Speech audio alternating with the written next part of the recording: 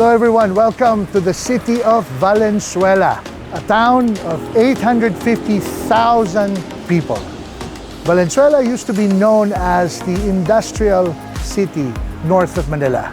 Slowly, it has been transformed into a highly urban and highly mobile city, wherein all the services and all the government agencies are self-sustaining under the leadership of the Gatchalian family.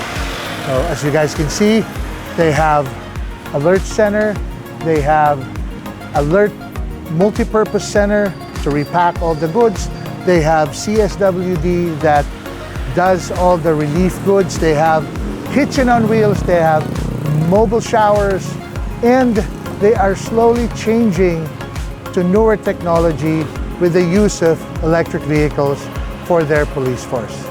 So with all these changes, Valenzuela is moving to a more urbanized and highly developed city. And there's no better person that can explain what they have done for this city other than Mayor Wes Gatchalian.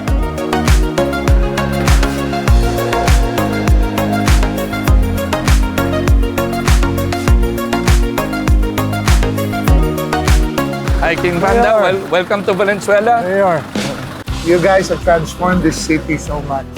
So, tell our viewers what has transpired. How, back in 2020, you had a little bit over 700,000 population, Yes. But you've grown it to 850,000. Yes.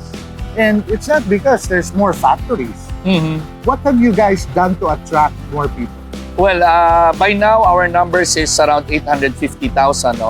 That's a time where I sat as a mayor back in 2022. And we're projecting in the next 3 to 6 years, or by the end of, hopefully by the end of my 9 terms, aabot na kami ng 1 million. So, number one, siguro, Valenzuela started as the home of dreams and hope. Marami sa mga kababayan natin from the provinces comes to Valenzuela because of the industries and the warehousing and commercial establishments for work. But nakita ho nila na maganda dito sa Valenzuela, nakita nila yung public service natin dito, nakita ho nila yung mga new projects natin, at unti-unti, they made Valenzuela their home. A lot of them have met somebody from Valenzuela, dito na nag-asawa, dito na nagkaanak. Karamihan po ng population namin ay ang mga pamilya sa probinsya dinala ho sa Valenzuela. Unang-una dahil sa trabaho, but pangalawa dahil sa magandang pamamalakad natin, good governance, and they feel yung public service natin dito with all of these projects, napili na nila Valenzuela eventually to be their home. Hanggang sa apo na yan, and go on and on and on. That's why in my second term, King Panda, I'm slowly shifting the image of Valenzuela. Kasi una, pag sinabing Valenzuela, ang una naalala nila, yung pabrika. Warehouse ng kaibigan kong nagsosupply ng hardware dyan sa Valenzuela. 10-wheeler truck, malalaki. Yung mga warehouse ng mga nagbebenta sa Lazada. Ayan, nandito halos lahat yan. Oo. So, wala naman masama doon because talaga yun ang bumuhay sa Valenzuela City. The taxes, the jobs, yan ang bloodline namin. But eventually, I'm showing the people the other side of Valenzuela. The side namin na ang Valenzuela, we have museums, hindi alam ng tao yan. We have open spaces, parks. I just opened our skateboard park. Wow. I just opened our paw park. Mga innovations ito na kinopya ko sa abroad. And pagdating sa healthcare, sa education, sa disaster preparedness, everything is, I guess, complete in Valenzuela. Kaya ang tawag natin ngayon, Valenzuela Life, our mission here is to slowly introduce Valenzuela as a livable city. And you've mentioned kanina in our conversation that you've made Valenzuela into an ecosystem wherein all the services are run within the city. Correct. How did that impact the life of the people in Valenzuela? Because that's not common. Correct, yes. It's not common. Well, siguro a case example, a perfect case is our waste management office. Our waste management office has 500 employees inside. It's because we operate, I guess, one of the only cities in Metro Manila where we operate our own waste management. Ibig sabihin ko, hindi tayo nangungontrata sa iba. So what's the effect? Number one, more efficient. more quick collection of our waste, no? Household waste. Yeah. Very strategic. You can plan it well. And we control the pace, no? For example, King Panda, the most challenging in my first term as mayor was Typhoon Karina. Not because of the flooding, let's put that aside, no? Talagang buong Metro Manila, baha naman eh. Maski naman Makati na malaking pondo or cases, lahat kami had the same effect. But ang challenge doon actually yung basura. It clogs. Yes. Number one, lahat ng mga landfill outside, nabaha din, no?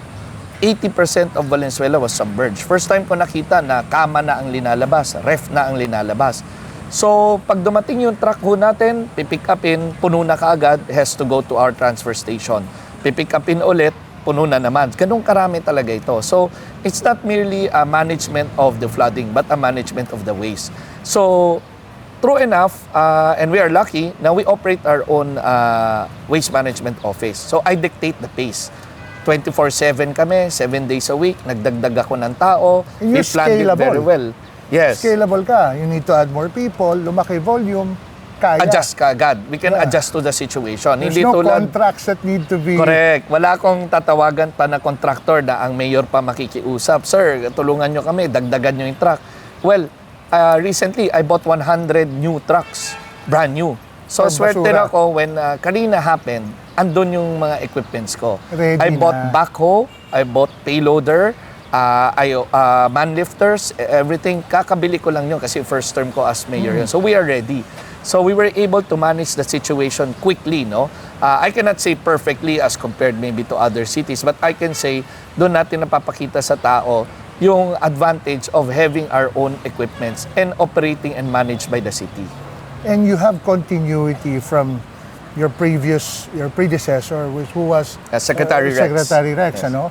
May continuity. Yes. Kasi madalas nakikita natin pag nag-iiba yung sistema. So this actually ensures meron kang and it's for the people. Yes. No? Siguro we are lucky enough na pinagkatiwalaan kami ng taong bayan, and of course nagpapasalamat ako kakatapos na ng election for giving me another fresh mandate, second term as a mayor. And tama na sabi mo, King Panda, iba rin ho kasi yung may continuity. Kung ano yung hindi natapos ni Senator Win, Secretary Rex tinapos na. Yung hindi niya natapos in his 9 years, alam mo, sometimes 9 years, akala nyo mahaba. Pero sa dami mong gustong gawin para sa bayan, minsan ang ikse eh. So bago umalis si Secretary Rex, I have a whole, how many pages of list? Yellow pad yun, alala ko, yellow pad. Sabi niya, Wes, ito ang priority. Tapusin mo ito, pondohan mo ito. Nagawa natin, ito na yun. Everything that we see now is continuity. And hindi lang King important yung continuity, but to innovate. Yes. To be more, to be better, no? So kung ano yung experience ni Secretary Rex may be different from me. Typhoon Karina is very different, and that's an example. So ako, you have to innovate and level up kung ano yung mandate na naibigay sa'yo. And your population is also changing. Correct, yeah. You're getting younger, the needs are like, first time I heard, skate park. Yes. Wala naman sigurong 70 years old na magagamit sa skate park. Well, the skate park is a good project kasi hindi sila usually napapansin. Pero sa totoo lang, sa lahat ng city, pansinin nyo yung sidewalk. Sa gabi may nagsi-skate park. Papagalitan ng tanod kasi makukulit sila. Meron pa tayong BMX, di ba? Tumatalon, papagalitan ng pulis kasi magulo raw. Pero sa totoo lang, that's a sport. And if you give them a place, their own area, ngayon ho, as far as Laguna, Cavite, pag pumupunta kami ng anak ko every Sunday, they travel just to skate, just to give out their passion, to find a home for their passion. Dahil wala naman pong masama sa ginagawa nila, they just need a home. They just need a place. As a matter of fact, ganun tayo lumaki eh. Yes. When we were growing up, it's BMX. Wala namang PlayStation doon. Ngayon, di ba? Tama.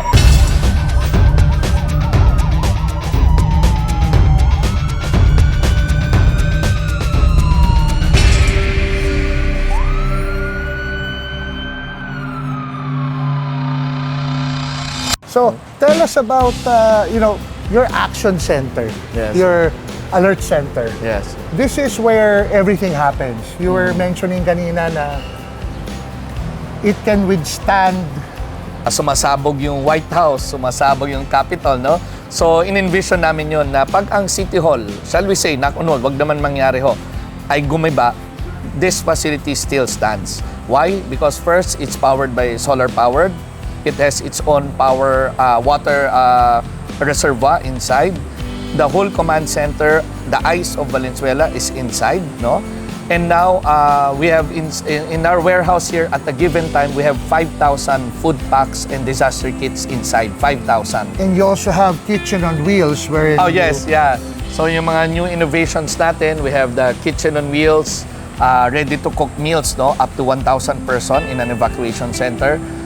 Recently, I bought 2 of the water filtration unit. Ang water filtration unit, kung ano yung purifying station na nakikita natin sa kanto, linagay natin sa truck. So ito, napakagandang innovation because you don't only use it during calamities. You use it tulad ngayon, may heat wave, napakainit sa mga schools, dumadaan siya sa schools. Nung election, sabi ng COMELEC, we need support on to support our teachers. Pinadala ko yung truck, they have their water bottles, nagre-refill na rin. And then, ang pinaka-new innovation natin, the mobile shower. Dito, the mobile shower. Ito po, na-feature ako sa Singapore-based TV channel, yung News Asia ng Singapore, is because during the heat wave, libreng ligo ang mga tao. So sa depressed area, lalong-lalo na minsan nagka-power interruption yung water supplier natin, pinapadala ko dito, libreng shower, libreng toilet, nagagamit din ho nila yan. At least hindi na sila maghahanap ng iba. Yes. At sila pupuntahan. Yeah, ready na palagi. Ready na palagi. So in a given calamity, I can say Valenzuela is always ready. A few months ago, we used the hazmat, no?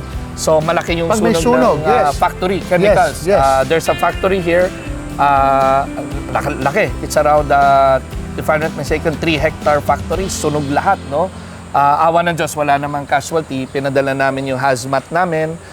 We even bought 33 fire trucks given to each barangay. Ito yung pumper trucks, ito maliliit. Baby trucks siya. Because na-realize ko when I became a mayor, first responders. Silang first responder naman eh. Bago ka tumawag, yung barangay naman andun na.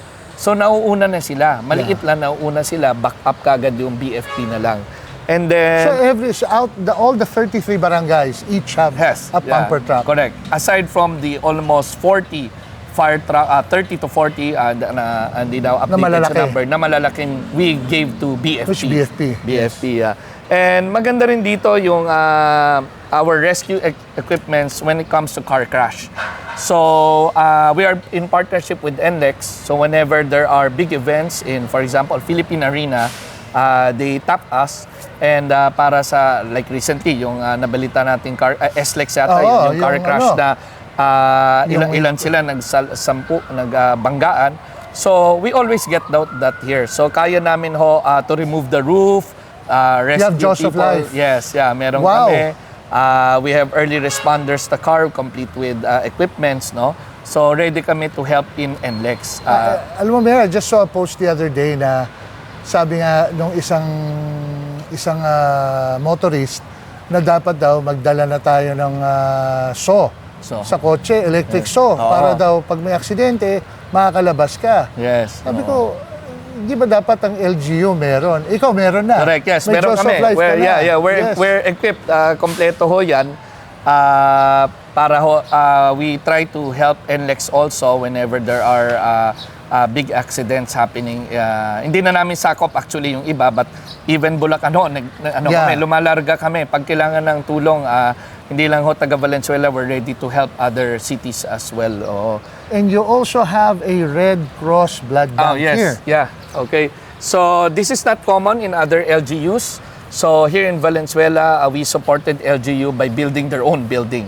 So we have at any given time, we have, I just don't have the numbers now, but meron kaming frozen blood palagi, whatever, is it A plus, all types, ready tayo para kung sakaling may calamity, meron tayong access. And not only from Valenzuela, but for Valenzuelanos. But even in Bulacan, there are instances, may tawag sa akin, nakakahingi tayo ng tulong. And at the back is the BFP headquarters, tinayo rin ng LGU yan. So one of the most state-of-the-art BFP in the country right now, yes. And of course, itong sa likod natin, yung alert center, Ito medyo bago ito. What we learned from the pandemic is number one, your efficiency in repacking. The Goods that will be efficiency in distributed. logistics. Ang nakikita lang natin sa media palagi ay donations. X company donates this, X company nagtulong-tulong, but the reality is pagdating sa Valenzuela, iniiwan na yan sa LGU. You have Trabaho to naman deploy. talaga namin You yan. have to deploy. It's not that I'm complaining. Trabaho Yes, yes. namin yan. Of course. But the efficiency of deployment and the manpower is the most important. So we built this facility, as you can see now, ongoing yung freight elevator ko, so that at any given time, maging 5,000 or 10,000 repacking tayo ng bigas, canned goods, we are ready inside. So, continuous yan. Yes, continuous. What happened kasi before, Sabi mo, labo-labo, COVID, nung COVID yung COVID, time. itong kalye nito, talagang ang gulo, may magdo-donate dito, may magbababa dito, may volunteers, ganun-ganon. So, kailangan as a mayor, you know how to manage Yes. everything efficiently because time is of the essence that time. Kailangan mo mababa yung ayuda sa bahay ng mga tao. Kailangan Yes. maramdaman. So, we built that facility inside. Doon na gagawin ng repacking natin. I'm actually buying right now a machine that will automatically repack the bigas, no? Para hindi manual takal tayong takal isa-isa, no? Kasi Matabaho. nakita ko rin during COVID, remember lahat ng city employees natin victims also. Yes. Pamilya nila namatay, asawa nila, anak nila positive, they have to go home. So problema rin kami sa manpower. So it's really preparing all of this area for the D-Day.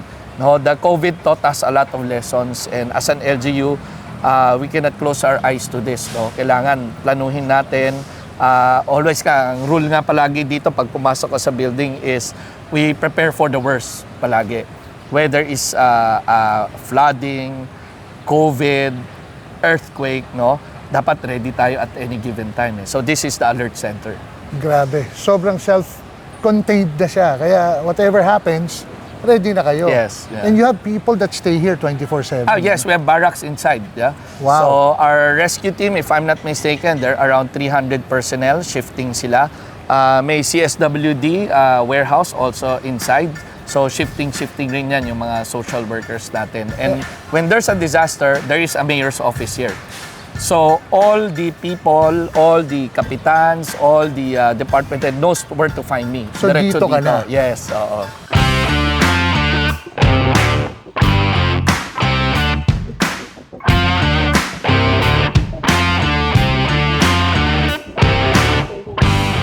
Ako po si Dr. Arnaldo Antonio, ang head ng Valenzuela City Disaster Risk Reduction and Management Office. Bali po yung aming opisina ay namamahala sa overall disaster and emergency monitoring and management ng City of Valenzuela.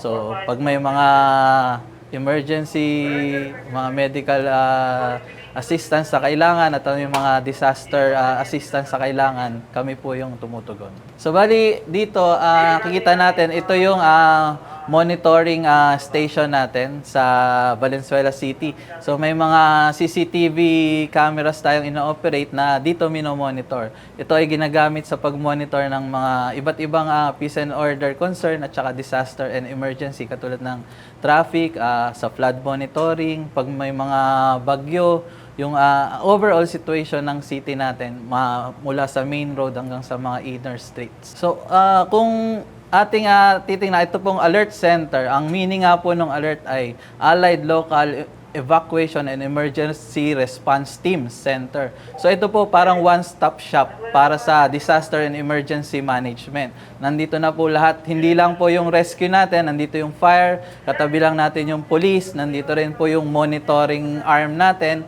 At pagdating po sa mga nangangalaga, kung kailangan magkaroon tayo ng mga evacuation centers at may mga ililikas na mga residente, nandito rin po yung ating City Social Service. Sila po yung mga ngalaga. Kaya mula sa pagbabantay hanggang sa pagresponde, hanggang sa pag-aalaga ng ating mga residente during times of calamities, ito pong aming facility ay ang nangangalaga nito. 24/7 po itong ating alert center at gayon din po itong alert center ay siyang pinaka headquarter. So meron pa po kaming mga satellite stations na kung tawagin ay 3S center, sentro ng sama-samang serbisyo na nakakalat po sa ating syudad. Ito po ay nasa mga 28 na kung saan may mga naka-preposition din pong police, bombero at mga rescue. Kaya 24/7 anytime pag may nangailangan, may malapit pong mga responder within 5 to 10 minutes ay makakaresponde po kung sino po yung kinakailangan. So ito pong alert center ay masasabi natin na hindi naman ito yung pinaka high-tech pero ito po ay i-streamline namin doon sa nangyari noong bagyong Yolanda na kung saan kahit gaano kahanda ang isang LGU, pag yung mismong facility nyo na pang-responde sa disaster ay hindi handa, magkakaroon ng problema. Kaya ito pong ating disaster facility ay sinigurado natin na ito yung last building standing. So mawalan man ng kuryente, komunikasyon, supply ng tubig, ito pong facility na to ay self-sustaining. Meron po tayong sariling supply ng tubig, ng kuryente, mga backup generator at solar panel. Meron tayong communication system na makakakonect pa rin kahit walang mga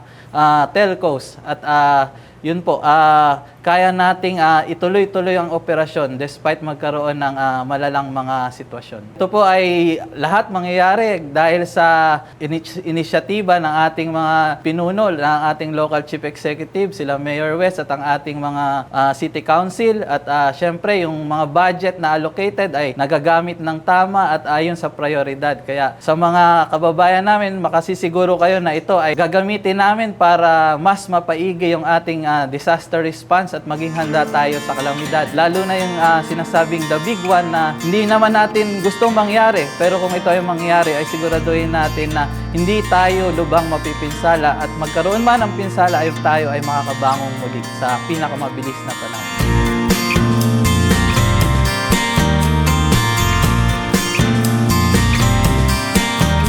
So not only did Mayor and the city prepare for disasters, for doomsday, they're also looking forward. So one of the major pushes that you've done is to purchase EVs. Yes. It's very Mayor, it's very different because ang unang-unang hirit dito sa atin, bakit ka mag-i-EV? Ang mahal ng kuryente sa Pilipinas, wala tayong charging station, napaka-inconvenient. Tapos gagamitin mo sa LGU, EV, na napakahirap gamitin. Tell us your thought process para maintindihan ng ating mga viewers. Kasi marami pa rin tayong kababayan na I wouldn't say hindi naniniwala. It's more because they're not educated with the concept of electric vehicles. Yes. King Panda, I don't blame them because EV is a very new technology. If you remember, parang iPhone.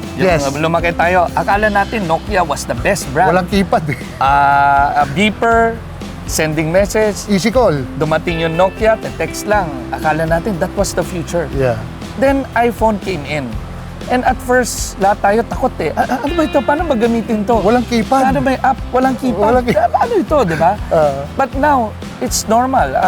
Now it's normal and our children even knows how to use it. So just like EV, there are three reasons, King Panda, why I shifted our police force and our city government vehicles to electric vehicle. Number one muna, unahin po natin ang the cost, no?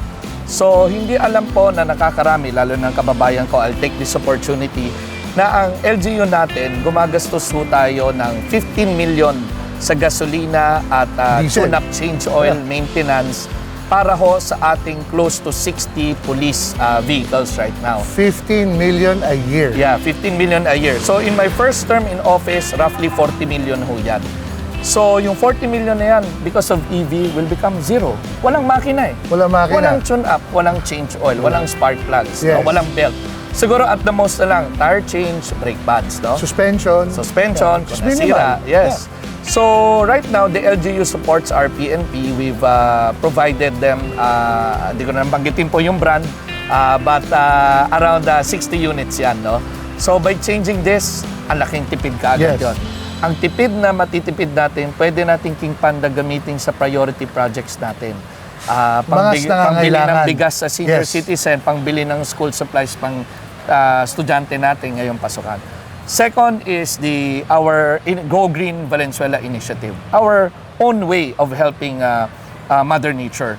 You know, almost 700,000 kilos of carbon dioxide are emitted by the 60 police cars na umikot. Wag na natin isama yung City Hall vehicles dito. Pag-usapan na natin, police pa lang. Police lang. Imagine yon, puro pabrika sa Valenzuela, puro usok, puro 10-wheeler truck. So this is the way of contributing in reducing the carbon dioxide and promoting our Go Green Valenzuela initiative. A healthier air. Yes, so we are setting an example na ang police natin dito are using electric vehicles na walang emission. Walang tulog ang police natin, 24/7 ang kotse, balik-balik, no? And of course, third and the last is peace and order, the priority. I believe that in Valenzuela, like in peace and order, like in disaster, like in our digitalization of our business permits and business process natin, technology is available already, King Panda. It's not new. I always get invited in LGUs, for example, in Korea, Symposiums, in Singapore, conferences, smart cities conferences. Me and a couple of mayors from Metro Manila, we always attend. And makikita mo that the technology is already there. Ang gagawin mo lang naman, bibilihin mo eh. And kung may budget naman, mabibili natin. Valenzuela was the first to digitalize yung mga business permits natin in 10 seconds. Lahat ng permit natin ngayon, when it comes to building permit, connection to electrical permit connecting to Meralco, digital na ho yan. Pagdating naman sa ating social welfare, we have an app ngayon. Hindi ka napipila para sa ayudang hihingiin mo, napipila ka pa, dadalhin yung papeles. Ngayon, picturean, everybody has smartphone now. Yes. Picturean mo yung requirements, diretso sa CSWD namin, i-verify kung authenticity ng dokumento mo. Babalik ka na lang once, kaliwaan na yon, bibigay na yung ayuda sa'yo. So now, I believe that lalo pa natin mapapalakas ang peace and order natin if you equip the police with the best technology. We chose BYD Dolphin in particular. Nag-canvas din ako before I bought this. One year planning ito, King Panda, because, you know, I was, tulad ng sinabi mo, at first I was skeptic, honestly. Sabi ko, tama ba itong decision ko? Kasi wala pang LGU pong gumagawa nito eh. So kinabahan ako. I went to China, to Shenzhen, to look at yung LGUs nila, their charging stations. When I travel, I take time to study even Europe, paano nila sinet up. And I realized na the BYD, not that I'm endorsing the product, but the BYD Dolphin is the perfect car because compact size. Kahit eskinita na masikip, kayang pasukin. And ang environment kasi ng Valenzuela, as compared to other LGUs in Metro Manila, we are a densely populated urban area. Meaning, we don't have hot pursuits here. We don't have we don't have yung tatakbo sa SCTEX, maghahabulan tayo. Wala tayong walang Grand Theft Auto dito. Walang Grand Theft Auto dito. Walang GTA 5. Wala rin mga hostage taking sa building, no? Very simple lang sa amin. To fight crime is visibility for me. That's why we bought 40 brand new police cars, 33 lang barangay namin, para in every corner, maliit, may compact size, may presence. At presence is deterrent of crime. Yes. Yung mga addict dyan na pusher na sisiga-siga sa gabi or nananansing dyan ng mga babae pag samatalan madaling araw, takot kasi may umiilaw palagi. May police eh. The visibility eh, no?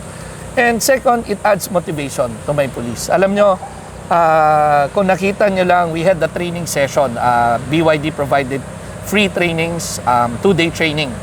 Everything from A to Z about this car and proper driving and maintenance to our police. Pag nakita mo lang, King Panda, yung reaction ng mga police natin, talagang tuwang-tuwa sila, ganadong-ganado. Parang, Mayor, hindi ka namin papayain dito dahil nakita namin yung support ng LGU. Sabi niya, pag minamaneho namin atong electric car, we are very proud to show na sa ibang LGU, kung may meeting kami sa Camp Crame, pinatawag kami doon. We are proud na iba kami. Oo, so babalikan natin yan ng, well, I hope also na balikan nila naman ng maayos na trabaho. No? Binigyan natin the best equipments for them to serve the people. No, at the end of the day, hindi ko pera ito, King Panda. Pera ng taong bayan ang ginamit dito sa 40 vehicles natin. And they showed, I'm challenging our kapulisan ngayon to be more visible, masipag, gamiting technology wisely. Ingatan, mahalin. Yun nga sa speech ko Yung on pride, our turnover, pride, sabi ko, kung gaano nyo kamahal yung personal nyo na motor, mahalin nyo rin itong sasakyan para tumagal ito. Actually, dapat mas mahalin nila kasi pera ng taong bayan. Yes, Na pinagkatiwala sa kanila. Tama. Right? Yeah. But, so you have 40 of these. Ano ang reaction? No, yun ang kailangan makita natin, guys. And pwede ba interviewin natin yung mga gumagamit yan mamaya? Pwede. Diba? Yes, feel para free. malaman natin kung ano feeling nila. Diba? But, what have you seen? How long have you been using EVs sa police force? Less than a month pa lang. Less than a month pa lang. We launched a few weeks before the election. Siguro 1 month. 1 month. Yeah. Pero our launching. Ang Yeah. laking bagay, ano? Wala nang gasolina. Sa tipid, wala na. Malaki talaga yung matitipid natin. We can use that money elsewhere. Kawawa yung nagbebenta ng gasolina. Ayun lang, baka galit sa akin na yun. How do you provide? So, the charging stations, you have a central charging station? Yes, Or yeah. how many charging stations do you Okay, have? so I'm also very proud to say na not only Valenzuela is the first to utilize electric vehicle for the police force, but we are the first city with the most number of charging stations. We have 22. So, ang tanong kasi dito, ang unang katanungan ng mga public and also yung police, Mayor, pag kami po yung nag-low-bat, paano na? No? Ito ho is just an example of 4 units. But I have scattered already around 15 across my 3S centers. So in 3S centers, meron tayong mini government centers, ang tawag natin doon, sama-samang serbisyo, 3S. So ang swerte namin dahil 28 out of 33 barangays in Valenzuela already has a 3S center. Meaning may kuryente na yon. Sinaksakan ko lang ng charging station. AC Mobility was kind enough to give it for free. So kinabitan natin. So at any given time, pag bumaba po yung kuryente at biglang naubusan ng power, tatakbo lang May sa to the pupuntahan. nearest 3 centers. And they were trained. May map sila kung saan na nearest charging station. And these 22 charging stations are all LGU. LGU. Hindi kasama yung mall. Guys, hindi kasama mall dyan. Sorry, the 20 out of the 22, 4 are public. 4 are public. Yeah, Okay. so ayun po yung example ng public natin, managed by AC Mobility. Kasi the reason being, King, I also want to promote, I'm an advocate of EV talaga because I'm the author. When I was a congressman, I was the author of the EV law on the lower house, the EVIDA law. Yeah. And back then, yung linalaban namin together with Senator Win, siya yung sa upper house, ako yung sa lower house.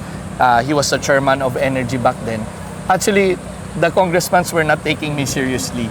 Kasi ang tingin nila palagi, pang mga European country lang yan, American country lang yan. But they don't know that the wave is coming. China itself, makita mo yung sales volume of the EV pa lang. Motor nila, EV, truck nila, EV, train nila, EV, lahat Yes. EV. Basura, truck ng basura, delivery. I'm sure you've featured some in your programs. So talagang sabi ko, we need a law. So as early as on my last term as Congress on the 18th Congress, napasa namin ito. So I want Valenzuela to be an example of this law to promote also for public use. So naglagay tayo ngayon ng 4 na charging station, 1 in MacArthur Highway, 1 in NLEX, kinakabit. Tinatapos lang po yung building, 1 in Mindanao Avenue. Strategic location nito. SM Valenzuela has 1 right now for free, and BYD Valenzuela has 1 for free as well. So panig-combine kami, 6 yan. This will also promote for public. May bayad ho yun. May bayad. Yes. So this will promote the use of EV sa aking mga constituents. So ngayon, kung taga Valenzuela ka at hindi mo namang kadalasan pumupunta sa Baguio or sa probinsya, city driving lang, going to work, picking up the kids or sending the kids to school, maengganyo ka talaga bumili ng EV kasi hindi ka matatakot, may charging station tayo.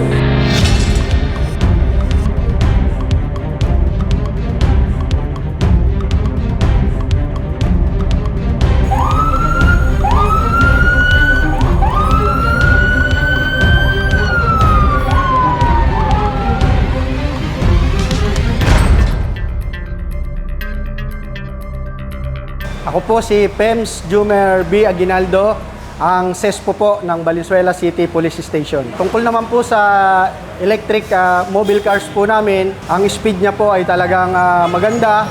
Tapos very convenient po siya, malambot siya gamitin, at very high-tech po. Aside from eco-friendly po siya, kung pagdating naman po sa response, nakakarating po siya ng mas mabilis dahil mas matulin po yung kanyang takbo. Comparison lang po, una, eco-friendly po talaga siya dahil wala po siyang usok. Pangalawa po, yung mga places, mga alley na masisikip, mas napapatrolan at nare-respondihan po ng ating mga kapulisan. Pagdating naman po sa bilis, talaga pong wala tayong masasabi. Napakatulin po niya, yung hila niya kahit po marami ang sakay, talagang nakakapagbigay po siya ng power movement. Sa ngalan po ng aming OIC, BCPS, Colonel Rayleigh Arnedo, ang buong Valenzuela City Police Station po ay nagpapasalamat sa aming local government unit sa pangunguna po ng aming Mayor Wes Gatchalian sa ibinigay niya pong 35 peraso ng aming electric mobile cars na nagagamit na po ngayon ng aming kapulisan sa pagtugon sa kanilang tungkulin para mapanatili pong payapa ang aming lungsod.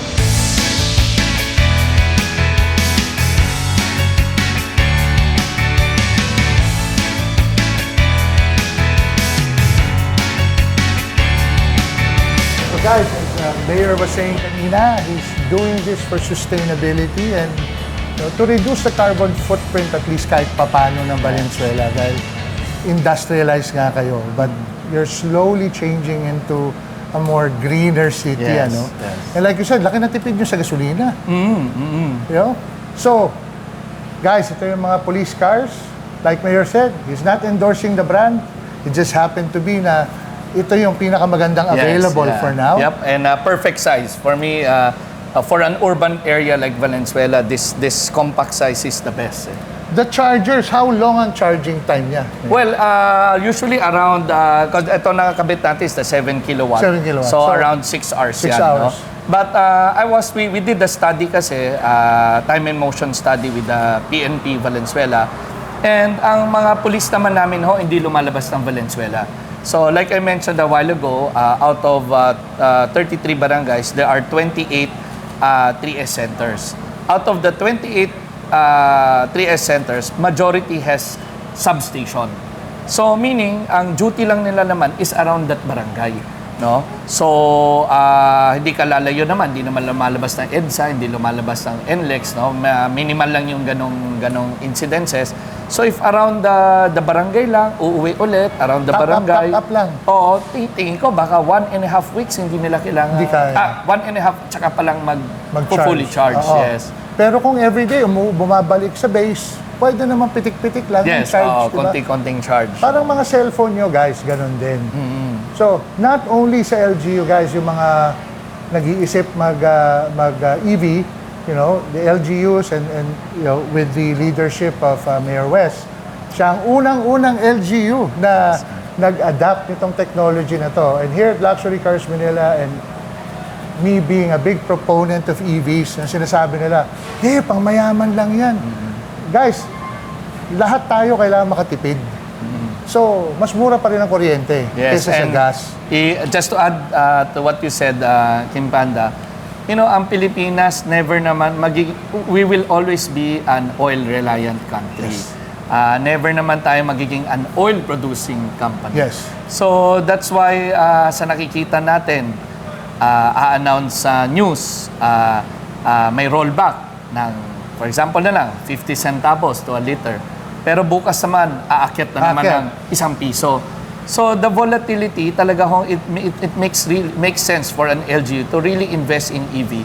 Dahil talagang alam naman natin akyat baba ang presyo at most of the time akyat yan, hindi baba. Ang hirap i-manage ng costing mo, Mayor. Correct, yes. You know, as you can see here, the red is for the police, the blue is for City Hall. So eventually, ang balak ko on my second term, slowly, inuna ko lang in police because for the reason of peace and order. But eventually, if I have a budget again, every year I will do a multi-year budget to slowly change talaga yung mga vehicles din ng City Hall namin to EV. Kasi nga talaga malaking cost yung gasolina, dependent ang Pilipinas sa gasolina. Wala na tayong magagawa dyan. Ang magagawa natin to use innovation to our advantage, lalong-lalo na in public service and lalo-lalo na sa pagtipid ng pera ng taong bayan. Isipin nyo guys, makakatipid sa gasolina, nakikita ng mga tao, visible ng mga pulis, mag-a-attract ng more people to Valenzuela to live and invest, tataas ang tax base, mas maraming magbabayad ng buwis, lalaki budget. Yes. Makakabili ulit ng EV. Opo. Cycle yan guys, hindi lang siya ano. So, hindi lang pang mayaman ng EV, maniwala kayo. So, i-plug ko lang, matutuwa si Bob Palangka nito. No? Pa, matutuwa ka. Gusto ko i-plug yung sinabi mo sa akin last week when we had a sit-down. AC Mobility actually committed to 700 charging stations throughout the country. So, imagine 700 yan. That's a game changer. You know? So, sa mga nag-iisip mag-EV, guys, si Mayor Wes, and naka-EV siya, dumating sa kanina, naka-EV. Hindi ko na sabihin yung brand. Oh, yes. Baka sabihin na naman, nag-endorse tayo, Yes. di ba? But he drives one of the most sexy-looking EVs. Guwapo di ba? So, Mayor, please, whatever you want to say to our viewers, promote the city because I'm truly impressed. Well, first of all, thank you, King Panda Hans, for this opportunity at salamat sa pagbisita po sa Valenzuela City. Ang innovation talaga is fast-changing.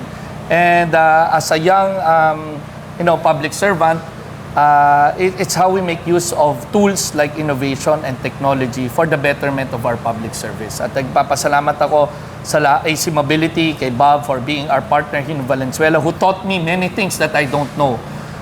Yung time na almost 1 year preparation na may pangangamba ko and technical questions, they were able to answer all of these questions. And I look forward, hoping, being one of the authors and advocates of EV, I hope that other LGUs will follow. No?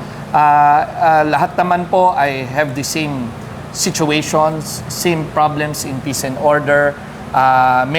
Some have bigger budgets, some have smaller budgets. But I believe na ang pag-invest natin sa EV, King, hindi nasasayang. No? And of course, I would like to take this opportunity na pasalamatan po ang kababayan natin sa pagbigay hubili sa akin ng pangalawang pagkakataon na maglingkod po. At makaasa ho kayo that we will continue our advocacy to make Valenzuela a livable city. A place where our children will have a good future.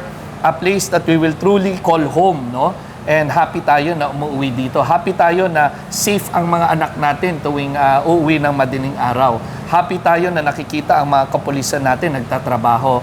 At ang pinaka-importante sa lahat, isang lugar kung saan ramdam ng ating mga mamamayan ang serbisyo ng City Hall.